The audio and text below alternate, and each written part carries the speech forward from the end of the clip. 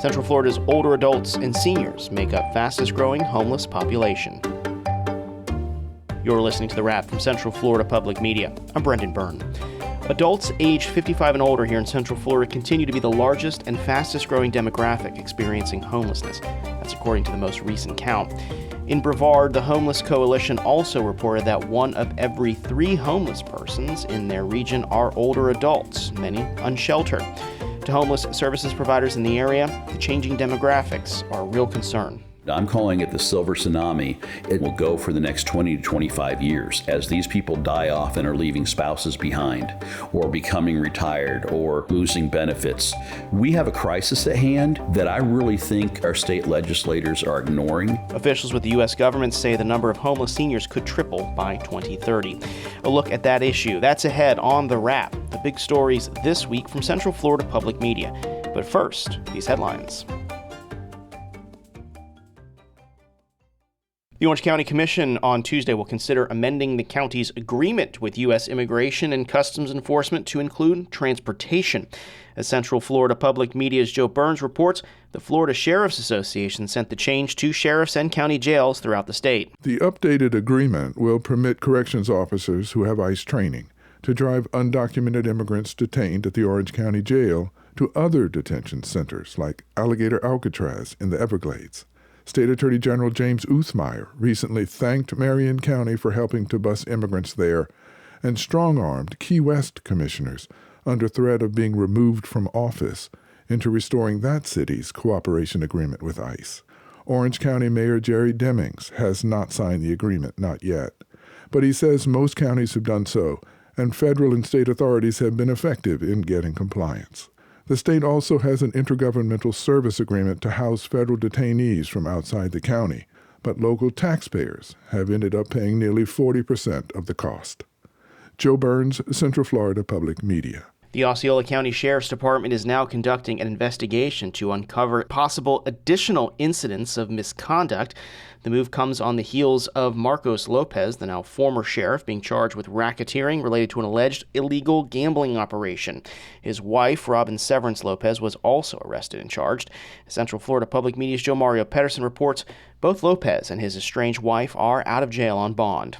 Osceola County Interim Sheriff Chris Blackman announced plans to order an audit of the sheriff's office to expose any possible ties to Marcos Lopez's alleged misconduct. Blackman brought the request up with Osceola County Manager Don Fisher during a budget meeting last week. Fisher agreed and said the county would pay for the audit. The cost of the audit is unclear as it waits for an auditor. The sheriff's office was not available for comment.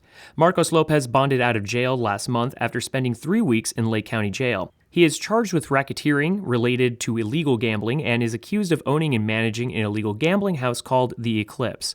Lopez pleaded not guilty. He's scheduled for a plea negotiation in August. Joe Mario Pedersen, Central Florida Public Media. Even though schools are out, some very important grades just came in.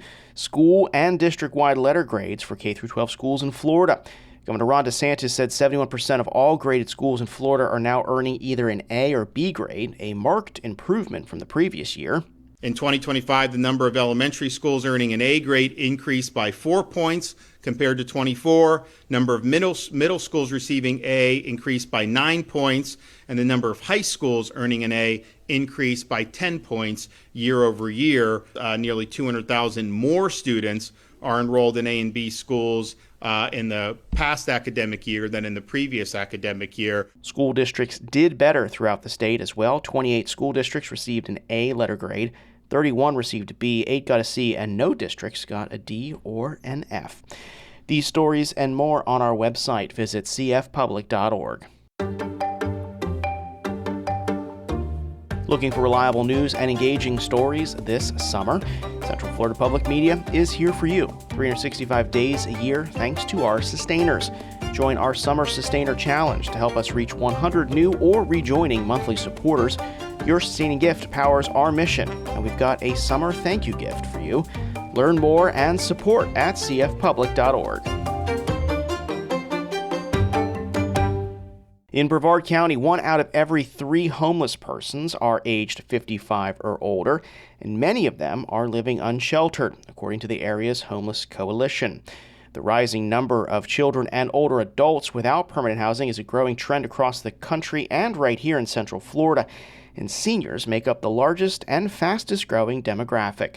Central Florida Public Media's housing and homelessness reporter Lillian Hernandez-Caravaggio has more. I've seen them more often than that. Lunchtime at Matthews Hope is full of energy. Inland, just north of the Cocoa Beach Causeway in Brevard County, the Homeless Services Day Center is a place where unsheltered people can find temporary respite. Now, it's not a shelter, but it gets people out of the hot sun, offers a place to take a shower, get some clean clothes, and enjoy 2 hot meals. Here, one of the tables is affectionately known as the Old Table. That's because this is usually where people 55 and up congregate. Some have been chronically homeless since their younger years, but for others, this is newfound.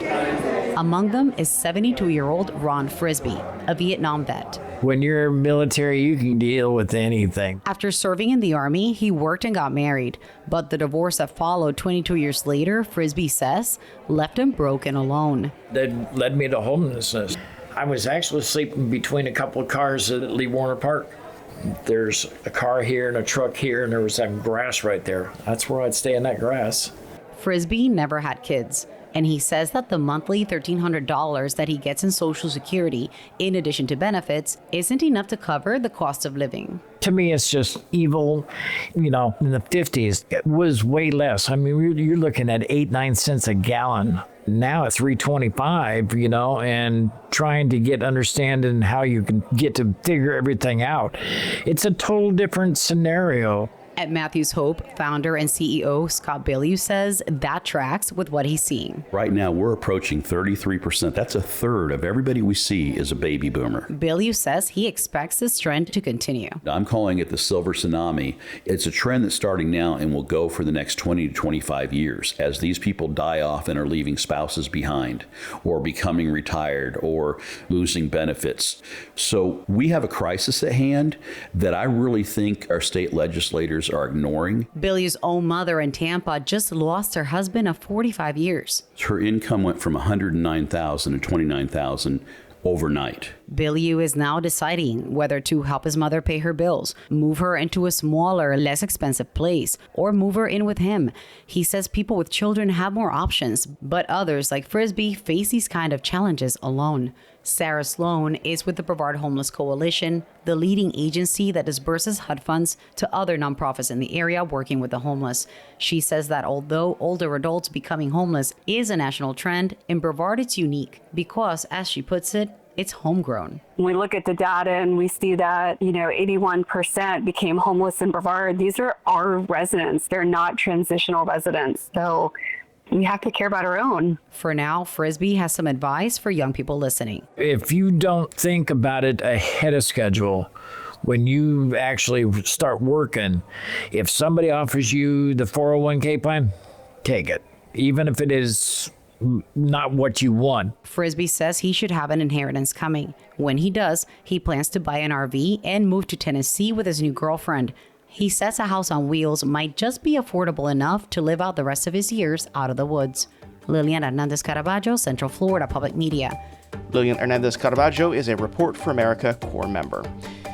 That's it for The Wrap this week. This podcast is produced by Central Florida Public Media with assistance from News Director LaToya Dennis and Digital Director Ryan Ellison.